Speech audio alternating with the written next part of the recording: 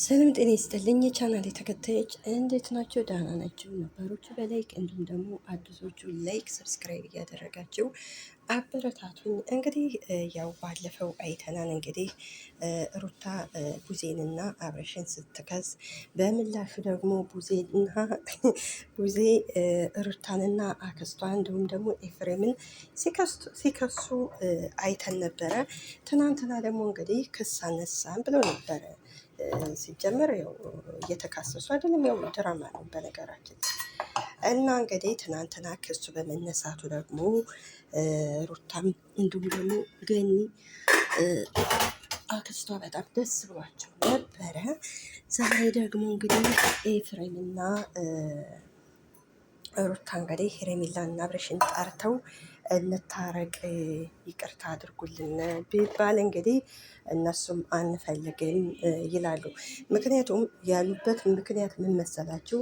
እዚህ ቀደም እንግዲህ እነዚህ ልጆች ታርቀው እኛም ደስ ብሎን ታርቆ ነበር አይደል? ያው እንደምታውቁት ታርቀው እርቅ አውርደዋን ብለን እኛም ደስ ብሎን ነበረ።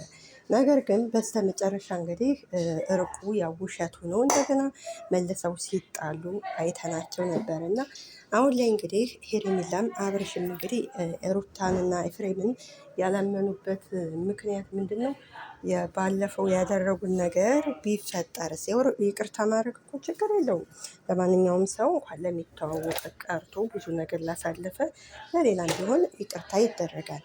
ይቅርታ ማድረግ ችግር እና ይቅርታ ቢደራረጉ ቢታረቁ ሁላችንም ደስ ይለን ነበር። ያው ከፍቅር ብዙ ነገር እናገኛለን፣ ከጸብ ደግሞ የሚገኝ ነገር የለም።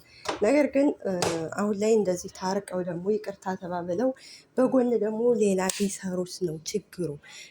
ለዛ ነው እንግዲህ እና እንግዲህ ሄርሜላም እንዳያቸዋት እንግዲህ ከዚህ ቀደም ሩታ እንግዲህ ቡዜ ላስታርቃችሁ እናንተ መታረቅ አለባችሁ ባካችሁ ብላ እንግዲህ ቡዜ ስታስታርቃችሁ፣ ሄርሜላ ደግሞ ሩታ ከልቧ መስሏት እንግዲህ ርትዬ ሄርሜዬ እየተባባሉ እኛ ደግሞ ደስ ብሎኝ ነበር። በስተመጨረሻ ግን ያን እርቅ ውሸት እንደሆነ ነገሩን። አሁን ላይ ማንም ምንም ቢሆን የሚያምናቸው የለም። እንግዲህ እነሱም ያሉት ያው እኛም እናንተን ከሰናችሁ ነበር፣ እናንተም እኛን ከሳችሁ ነበር። ክሱን በማንሳታችሁ በጣም ደስ ብሎኛል። ስለዚህ ሰላም በመሀላችን ያለውን ነገር እንተውና ሰላም እናውርድ ብለዋል። እንግዲህ ትናንት ቡዜም አይታቸዋን። እንግዲህ ሁላችሁም የየራሳችሁን ህይወት ኑሩ፣ ማንም ከማንም ህይወት መድረስ የለበትም ብላ ነበር። እንግዲህ አሁን ላይ ኤፍሬምና ሩታ አሁን ላይ ቢሆን በአብርሽ ተስፋ አልቆረጡ። ምክንያቱም ከሄርሜላ ጋር ያለው እውነት አይደለም ውሸት ነው እያሉ እንግዲህ ለዛ ነው እንግዲህ ተመልሰው ደግሞ የሚመጡት። እንደኔ ግን እውነቴን ሁሉም የራሳቸውን ህይወት ቢኖሩ፣ ሩታም የራሷን ህይወት ብትኖር፣ አብርሽም ልክ እንደዛው፣ ኤፍሬምም እንደዛው። ኤፍሬም ከመሀላቸው ቢወጣ በቃ ኤፍሬም ከመሀላቸው ይውጣላቸው። ይህን የሚያደርገው ኤፍሬም ስለሆነ ከመሀላቸው ይውጣና ሩታንም ወደኋላ ባይጎትታት፣ አብርሽ ከአንቺ ጋር ሆኖ ይመለሳን እያለ የማይሆን ተስፋ ባይሰጣት፣ እንዲሁም ለሩታ የማይሆን ተስፋ የሚሰጧል። ልጆች ግን በሰላም ነው። ስለዚህ መታረቅ የሚፈልጉ ቢሆን እኮ እስከዛሬ ይታረቁ ነበር። አብርሽም ሌላ ህይወት አይጀምርም ነበር፣ የሌላ ሰው ህይወት ደግሞ አያበላሽም ነበር። ስለዚህ ያው ማንኛውም ሰው ይወልዳል ይፋታል፣ አለ አይደለ? እንደዛ ነው። ስለዚህ ያም ሆነ ይህ በእርግጥ ቢታረቁ ደስ ይለኝ። ቢታረቁ ስላችሁ ያው የሰላም ታብረው መኖር ሳይሆን ሌላ ህይወት ስለጀመረ ደስ ይላል። ነገር ግን ደግሞ አሁን ታርቀው ደግሞ በስተኋላ ደግሞ ሌላ ነገር የሆነ ነገር ቢሆን ነው ደግሞ የሆነ ነገር ቢያመጡ ምን ቢሉ፣ ለዛ ነው አሁን ላይ እነሱም እምቢ ያሉት አልቀበልም ያሉት እና ሄርሜላ አልቀበልም ብላለች እንግዲህ። ስለዚህ ከነገ ወዲያ ደግሞ ሊታረቁ ይችላሉ። ግን ለጊዜው ዝም ብሎ በቃ የራሳቸውን ይኑሩ። በቃ ሩታም ልክ እንደዛው የራሷን ህይወት መጀመር ነው ያለባት። ኤፍሬምም ከመሀላቸው ይውጣና የራሱን ህይወት ይኑር በቃ። እና ስለዚህ አብርሽ ከሄርሜላ ነው ጋር ነው ደስተኛ የምሆነው ካለ ከሄርሜላ ጋር መኖር፣ ሩታም ደግሞ ከፈለገችው ጋር መኖር ትችላለች።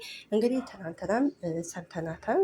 ትናንት ያለችው እንኳን ክሱን አነሳችሁልና ፍርድ ቤቱ በወሰነለት ያው ቀን ልጁ መጥቶ ያያን እኔም የራሴን ህይወት እጀምራለሁ ብላለች። አዎ ይሄ ጉብዝና ነው ወይም ብልህነት ነው። የራሷን ህይወት ነው መጀመሪያ ያለባት እንጂ አብርሽና ሄሬሜላ ጋር ሄዳ በግድ ከኔ ጋር አትኖርም ብላ መበጥበጥ አያስፈልግም። ወይም ደግሞ የኔ ህይወት ስለተበላሸ የሄሬሜላን ህይወት መበላሸት መበላሸት አለበት ማለት የለባትም። እንዲሁም አንድ አድናቂዎች ደግሞ ከማያገባችሁ እየገባችሁ የሰው ህይወት አትበጥብጡ። በአብርሽና በሩታ እኮ አይደለም መለያየት የጀመረ ማንኛውም ሰው ይዋለዳል፣ ይገባል። እንኳን የሰለጠኑት ሀገሮች እንኳን ይዋለዳሉ፣ ይገባሉ፣ ከዛ በኋላ ይለያያሉ። ስለዚህ አድናቂዎችም ቢሆን አብርሽ በግድ ከሩታ ጋር ካልሆነ ከማንም ጋር አይሆንም የምትሉትን እርሱት። እስኪ ወደ ራሳችሁ ተመለሱ።